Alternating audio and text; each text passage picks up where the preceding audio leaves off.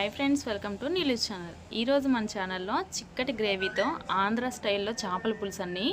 ఎప్పుడు చికెన్లు మటన్లు ఏం తింటాం చెప్పండి. ఈసారి ఇలా చేపల పులుసు ట్రై చేసి చూడండి. టేస్ట్ అయితే చాలా బాగుంటుందండి. తప్పకుండా ట్రై చేయండి. ముందుగా కావాల్సినవి ఒక 2 స్పూన్లు ధనియాలు, 2 స్పూన్ల జీలకర్ర, 1 స్పూన్ మెంతులు, ఒక యాలుక, ఒక 3 లవంగాలు వేసుకొని ఫ్రై చేసుకుంటానండి. ఫ్రై చేసుకొని పొడి చేసి పౌడర్ పక్కన పెట్టుకోండి.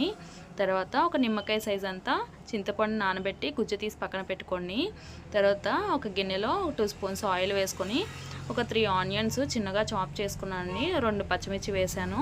ఇది కూడా కొంచెం దోరగా అయ్యేంతవరకు, మెత్తగా అయ్యేంతవరకు ఫ్రై చేసుకున్న తర్వాత ఒక 2 స్పూన్స్ అల్లం వెల్లుల్లి పేస్ట్ అండి. ఫ్రెష్గా అప్పుడే దంచి పెట్టుకున్న అల్లం వెల్లుల్లి పేస్ట్ వేసాను. ఇది కూడా ఫ్రై అవ్వనివ్వండి, పచ్చివాసన పోయేంత వరకు కూడా. ఇలా ఫ్రై అయిన తర్వాత దీనిలో ఒక 1/2 స్పూన్ పసుపు, 1 స్పూన్ ఉప్పు, 2 స్పూన్లు కారం వేస్తున్నాను నేను.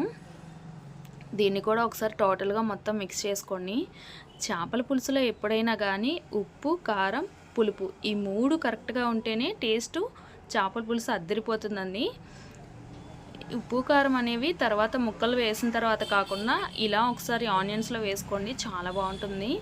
బాగా ఫ్రై అయ్యి టేస్ట్. తర్వాత మనం వాష్ చేసి పుట్టుకున్న ముక్కల్ని దీనిలో యాడ్ చేస్తున్నాను. ముక్కలు వేసిన తర్వాత గరిటతో అస్సలు కదపకూడదండి. ఇలా వేసేసి ఇది మొత్తం మిక్స్ అయ్యేలాగా నేను ఏం చేస్తానంటే, ఇందాకడ చింతపండు గుజ్జు పిండుకున్నాం కదా, ముక్క మునిగేలాగా దానిలో పోసుకుంటున్నాను వాటరు. చూడండి, ఇలా పోసుకోండి సరిపోతుంది. ఇలా పోసుకున్న తర్వాత జస్ట్ 10 నిమిషాలు టైం పడుతుంది అంతేనండి. చూడండి, ఇలా ఉడికింది. పులుసు ఇలా ఉన్నప్పుడే మీరు ఇందాక మనం తయారు చేసుకున్న మసాలా యాడ్ చేస్తున్నాను. ఇది కూడా వేసిన తర్వాత ఒక 5 నిమిషాలు ఉడకనివ్వండి చాలు. మీకు పులుసు ఎంత దగ్గరగా కావాలంటే అంత దగ్గరగా చూసి చేసుకోండి. నేనైతే కొంచెం బాగా చిక్కుపడేంత వరకు ఉడకనిచ్చాను. ఇలాగా చూడండి, ఆంధ్ర స్టైల్లో చేపల పులుసు రెడీ అయిపోయింది. లాస్ట్లో కొత్తిమీర వేసి గార్నిష్ చేసుకోవడమే అండి.